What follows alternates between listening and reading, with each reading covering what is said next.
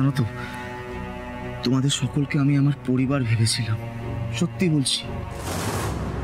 কিন্তু আলো বৌদিরা প্রমাণ করে দিল যে পরের ছেলে পরেরই হয়। সরি রিয়ান, দারুণ বৌদি, আমার শ্বশুর বাড়ির লোকজনকেও ছাড়ছে না, চালিয়ে যাও। বড় বৌমা, এতদিন আমি তোমাকে এই ঘরের লক্ষ্মী মেনে চলেছি, আজ তুমি এই রূপ দেখালে।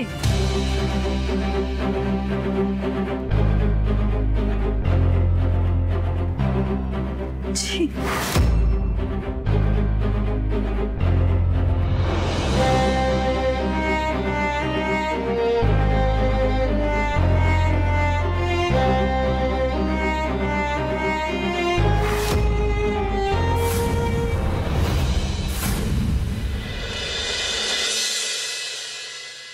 তোমার চা এনেছি। আমি খাবো না, নিয়ে যাও। খাবে না কেন? কি হয়েছে?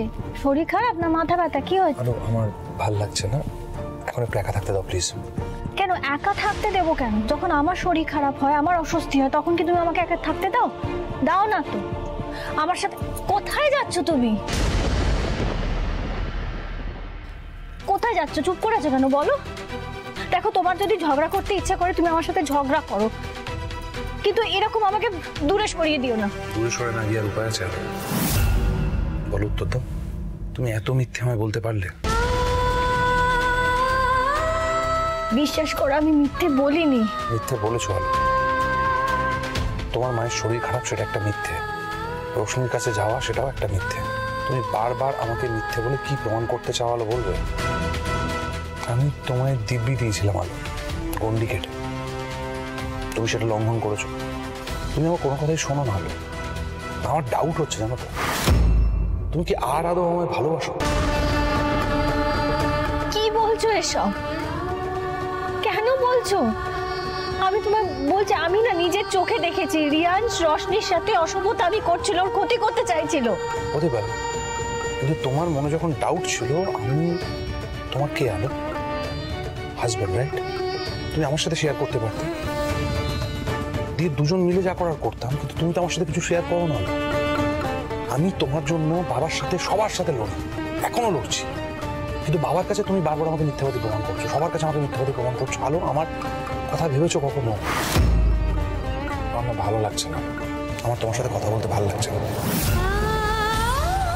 একটু একা থাকতে চাই।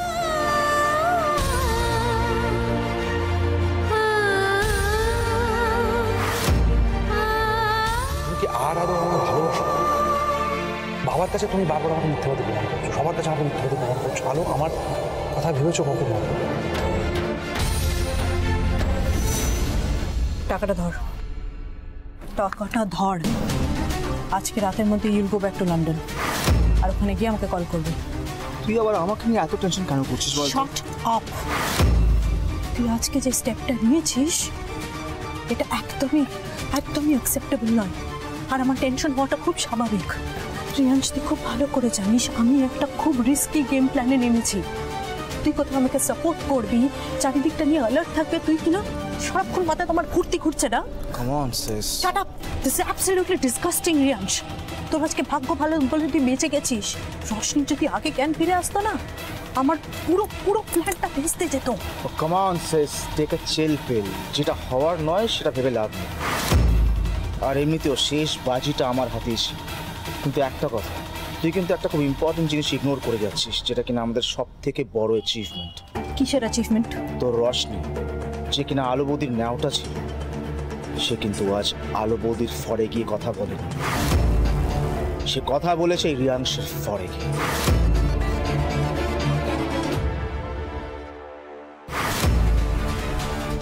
বৌদি ভাই, তুমি এগুলো কি বলছো? রিয়ান্সের কোনো দোষই নেই। আর তাছাড়া বৌদি ভাই, তুমি কিন্তু আগেও ওকে ভুল বুঝে অনেক চেঁচামেচি করেছিলে, রাইট? হ্যাঁ, ইয়েস ইউ রাইট।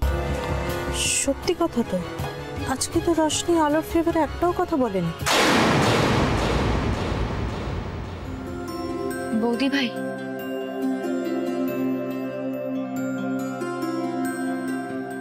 বৌদি ভাই প্লিজ আমাকে তুমি ক্ষমা করে দাও।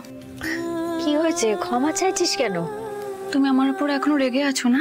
ও আবার কি কথা, আমি হঠাৎ তোর উপর রেগে যাব কেন? দেখো বৌদি ভাই, একটু কথাটা বোঝার চেষ্টা করো।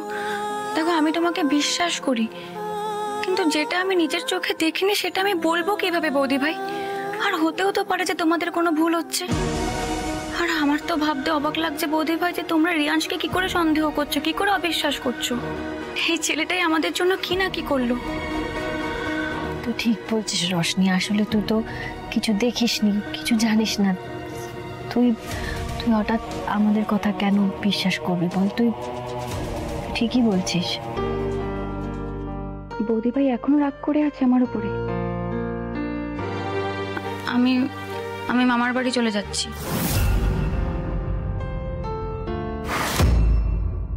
এইভাবেই একের পর এক আলো বৌদির কাছ থেকে সবাইকে সরিয়ে ফেলতে হবে।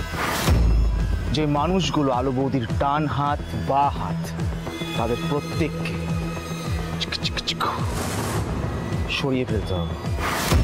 হ্যাঁ, সেটা তো আমিও চাই। তবে একটা কথা, বড় মার সেন্স যতদিন না ফিরছে তোকে কিন্তু খুব সাবধানে থাকতে হবে। অ্যান্ড বাই চান্স যদি বড় মার সেন্স ফিরেও আসে, তুই কিন্তু প্যানিক করবি না, পয়েন্ট ব্ল্যাঙ্ক ডিনাই করবি। ওকে? অফকোর্স, ডিনাই তো করতেই হবে আমাকে। ওকে দেন, টেক কেয়ার, হাস্তা লা ভিস্তা।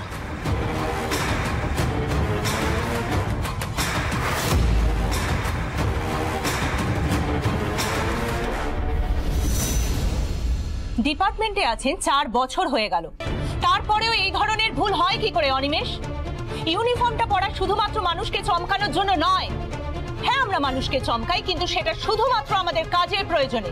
আমাদের আসল কাজ হলো অপরাধীকে খুঁজে বের করে তাকে আদালতের হাতে তুলে দেওয়া।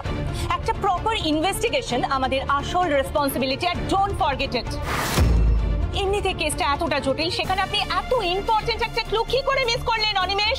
এইভাবে যদি দীর্ঘদিন চলতে থাকে তাহলে কিন্তু সাধারণ মানুষ আমাদের উপর থেকে বিশ্বাস হারাবে, আর সেটা আমি কিছুতেই মেনে নেব না। আসলে ম্যাডাম, ওই ছিন্নমস্তানটা এমনভাবে খোঁচট ফিট করেছে। লজ্জা করছে না?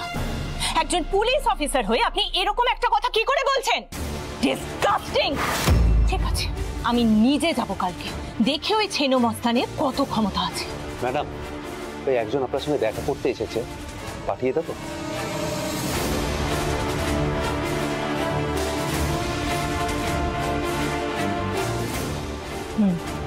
ডাকুন। আপনি আসুন। Okay madam.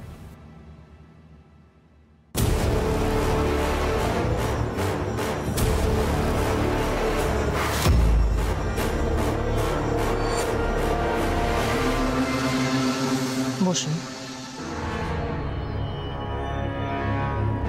আসলে কাল রাতে বাড়ি ফেরার সময় একটা অদ্ভুত ঘটনা ঘটলো।